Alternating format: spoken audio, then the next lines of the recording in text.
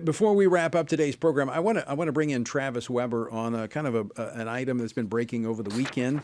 We've talked about it last week, but I want to give an update on this. Travis Weber, Vice President of Policy. The PEPFAR, that was the President's emergency plan for AIDS relief, primarily in Africa. Like everything else, the Biden administration is hijacking this to advance what I call their trifecta. You see it in almost every piece of policy. It is number one, it's abortion. Number two, the LGBTQ. And three, the climate. These are their three gods, if you will. It's what they worship. And it's finding its way into PEPFAR.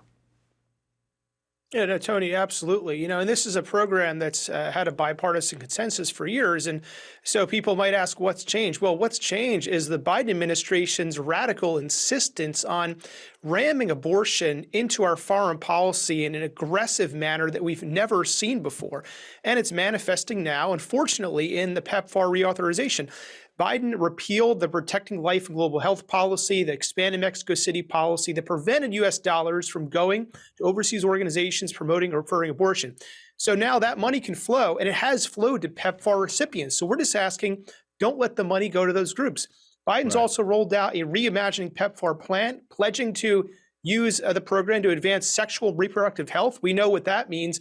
And I could go on. There's a number of things we know that Biden has done to push abortion worldwide. So under these conditions, anyone who wants to be pro-life in their political voting record, we have to say PEPFAR cannot go as it has been. It has to be amended to include the Protecting Life and Global Health Assistance policy, Expanded Mexico City policy to prevent it from funding abortion. It's really clear. So, Tony, this is important, and it's important that Congress be aware and take this step. And I should point out that these countries don't want this. These countries don't want abortion pushed on them. And oftentimes this money is going to non-governmental organizations that are then oftentimes lobbying to change the laws in that country, working against the values of that country. It's deceptive, it's devious.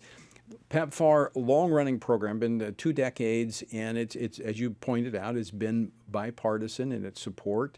But it has not been funding these things until now. And so a lot of Republicans just kind of by default jumped on board with this. But it is, as it stands under the Biden administration, this will be a very dangerous piece of legislation.